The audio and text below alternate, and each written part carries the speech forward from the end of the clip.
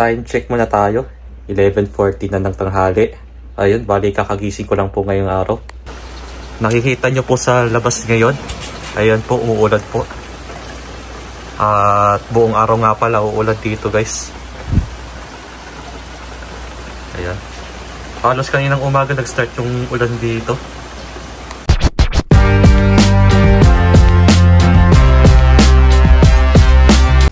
Ito nga pala yung uulamin natin ngayong lunch. Itong palabok. Papainit ko lang Ayan. Tapos yung pansit na sa ref, bali papainit ko rin yun. So ito pala yung naiwan na pansit kagabi. Bali ilalagay ko lang siya sa strainer para ipainit sa mainit na tubig. Okay, pwede na rin siguro to. Medyo mainit na rin kasi ito, guys. Pwede na tayong kumain. Tapos saka natin siya lalagyan ng green onion dito. Wala nga lang tayong chicharon, guys. Kaya ito na lang muna. Tapos meron tayong itlog.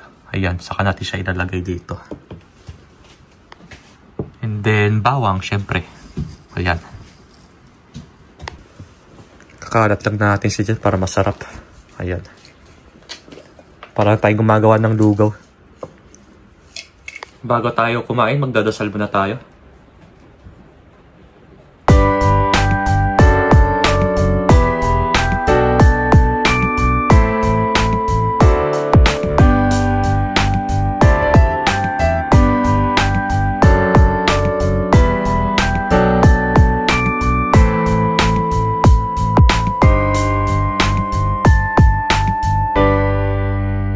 Dito na pala ako sa train station ngayon.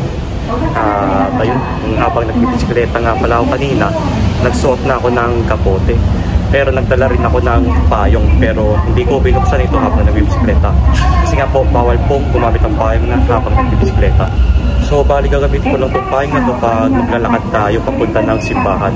At dahil Sunday nga ngayon, syempre, simba day muna tayo. Bibili muna tayo ng ticket dito, guys. At dahil mag-IC na ako, mag-charge lang tayo ng IC natin. Ayan. Tapos meron siya dito, kalagyanan. At paakyat na tayo dito sa may escalator. Hintay lang tayo ng train dito. Time check muna tayo. 12:40 na ng tanghali. Bali meron pa tayong 5 minutes bago tayo makasakay ng train. Bali yung next train nga pala dito ay 12:45 pa. Tignan nyo po yung panahon dito. Maulan pa din. Hanggang gabi na siguro uulan to, guys. Ayan po. Talagang masarap matulog pag ganitong panahon. Weather check muna tayo. 17 degrees Celsius na po dito ngayon.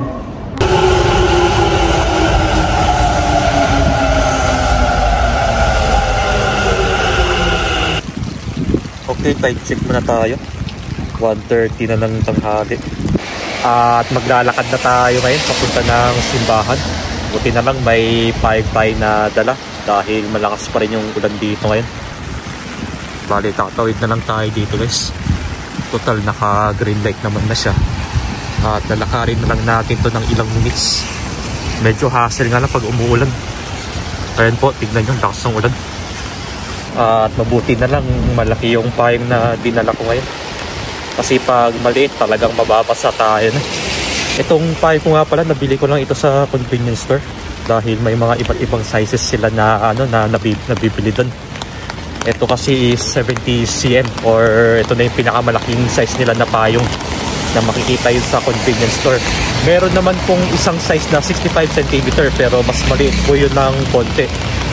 At kahit saan naman po yun, guys, na shop, meron po kayong mabibiling payong. At mabibili nyo lang po yun sa murang halaga kahit saan po yun.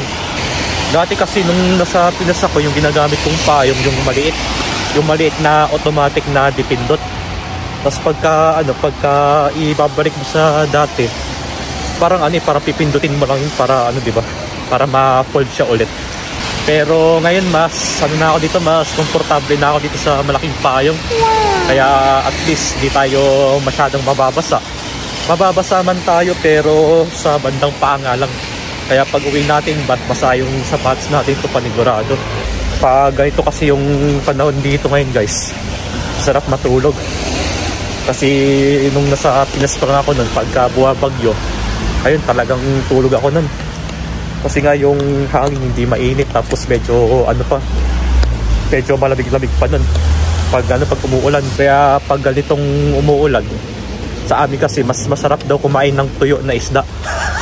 Kasi tapos isasaw mo sa suka, yun yung masarap habang umuulan. Kayo ba guys, nasubukan nyo na bang kumain ng tuyo habang umuulan? Di ba masarap pag natikman nyo? Dahil pag tuyo yung inulam natin, sigurado mapapa-extra rice tayo. Outfit check muna tayo. Ayan, naka-sweater lang ako na black ngayon. Tapos naka-cargo pants din ako. Bali, papakita ko sa inyo. Ito po, cargo pants lang tayo. Tapos itong sneakers na sapatos natin na Nike. Ayan po. Bali, okay lang yung ganitong suot ko ngayon. Para para ma-feel ko naman yung lamig. Kasi dati, nagja-jacket ako pag sobrang lamig na. Ngayon kasi medyo katamtaman yung lamig ngayon. Kaya mas okay yung ganito. Pagdating ng winter, yun, panigurado, mahirapan tayong gumising nun dahil sa sobrang lamig ng panahon nun.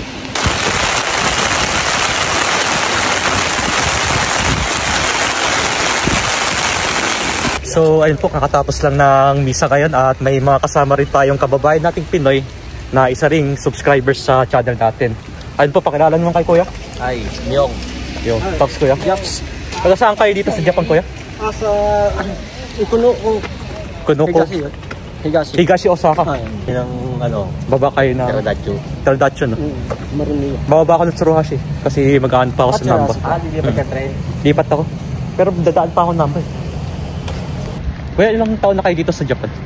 Bali ako 3 taon. Nakauwi na ako. Kakauwi ko lang nung September 27.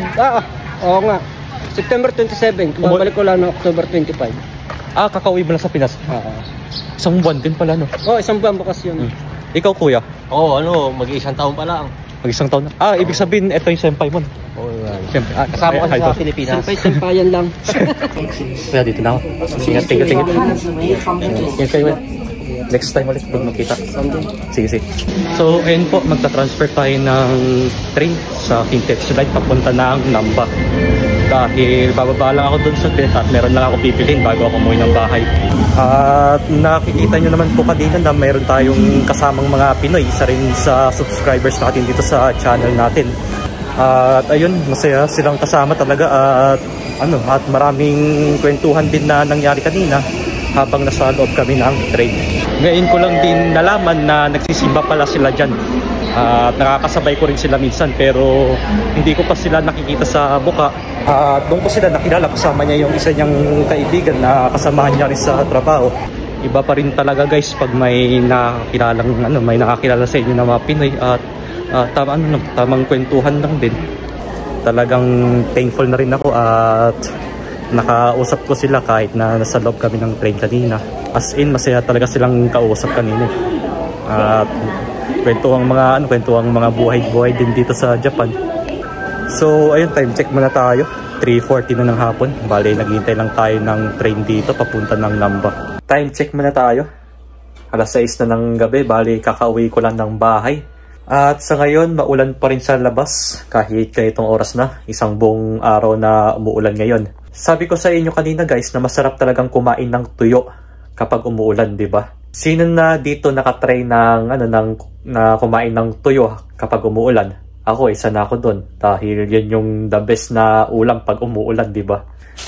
Pero dito sa Japan, wala tayong mabiling tuyo unless na lang kung pupunta tayo ng Filipino store. Pero kahit wala tayong tuyo na nabili, meron naman akong nabili na daing. Ito po. Ito pong daing guys. Masarap naman tong kainin kapag umuulan.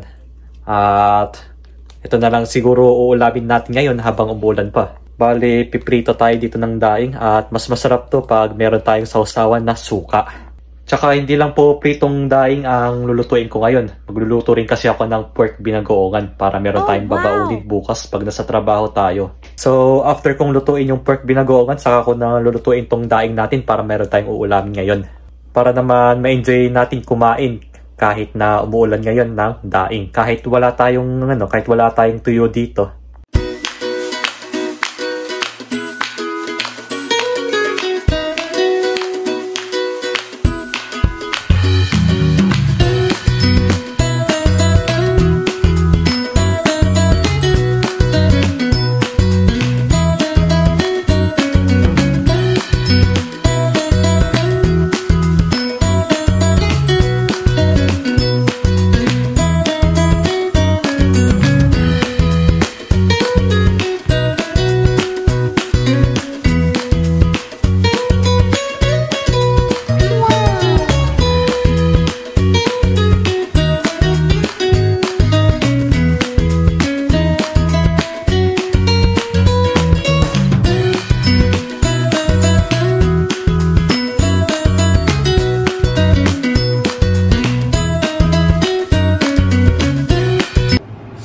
Okay po, nakaluto na tayo ng ulam natin na daing.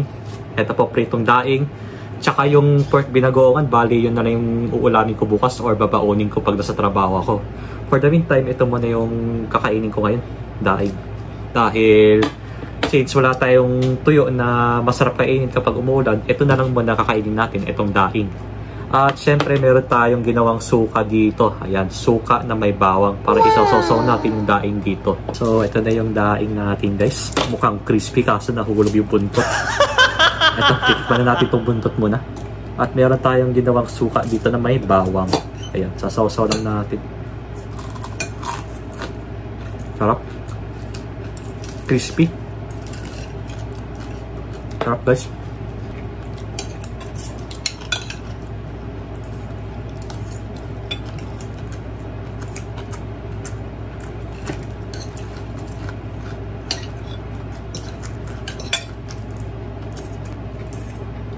Ulo. Crispy. Time check muna tayo. Alas 8 na ng gabi, so may magpapa-shoutout nga pala ngayong araw. Unahin na natin to. Shoutout nga pala kay Ma'am Chore. Hello po, thank you sa panonood ng aking vlog. At isa rin pala siyang vlogger dito. So sana po matulungan natin siya at ilalagay ko yung channel niya dito sa baba. At wag niyo po siyang kakalimutan mag-subscribe sa kanyang channel. Maraming salamat po and God bless you. At next naman tayo, shoutout din kay Ma'am Pelita Nakama from Chiba, Ken. And then shoutout din po kay Sir Romeo Munoz from Pampanga. Ayun, isa rin siya sa nanonood dito sa channel ko at maraming salamat po sa inyong suporta. So next naman tayo mula kay Sir Romeo Tapia -D5D. Sabi niya, Boss, so Ginito, saan po yan sa Japan? Osaka lang din po ba yan? Ito pong tinutukoy niya yung last na vlog ko yun na nagpunta ako sa Ilog. At siya nga pala yung siya nga pala yung kasama ko kanina after kong magsimba at nagkakwentuhan kami habang papasakay kami ng train. Halos dalawa sila magkasama nung kanina eh, pares silang Pinoy. Yun nakikita niyo naman sa vlog ko kanina na sila po yun na at naitanong niya po yun kung saang ilog daw yun. Kung dito sa Osaka. Yes po, andito lang yun sa Osaka. Bali, ilalagay ko na lang yung dito, yung lugar or yung location kung saan yung ilog na yon. So, ang pangalan ng ilog na yon ay nasa Yagura Ryokuchi Park. Ayan, nakikita nyo na po yan dito. Yan yung location niya. Bali, kung malapit lang kayo dito, pwede nyo naman siyang bisikletahin. Pag malayo naman, pwede naman kayo sumakay ng train at konting lakad lang yun at makikita nyo na yung ilog. Kasi pag once na nakita nyo yung ilog doon, napakapayapa at saka napakalinis ng tubig doon. So, bago muna ako magtapos, wag po natin kakalimutan magdasal. Dahil napakalakas na naman po na bagyo ang pumasok sa bansa natin sa Pilipinas. Ito po yung international name niya na pangalan ay si Typhoon Fungwong or kilala siya bilang Typhoon Uwan sa Pilipinas. At sana magdasal po tayo guys na sana wala pong mangyaring masama at manatili silang ligtas palagi. At paalala ko lang po sa inyo na iwasan po nating kalbuhin yung mga bundok dahil sila po yung protection natin laban sa mga bagyo, sa mga sakuna, dahil napaka-importante po ng Sierra Madre sa bansa natin. Dahil isa po yan sa nagpapalusaw sa malakas na bagyo. Kaya po mas mabuti na alagaan natin yung kalikasan natin, lalong-lalo na yung mga puno, yung mga bundok, at iwasan po nating sirain ito para din po kasi ito sa kaligtasan natin. And sa mga kababayan ko po dyan, keep safe everyone po. At wag po natin kakalimutan manalig sa taas dahil lagi lang siya nandyan para sa atin.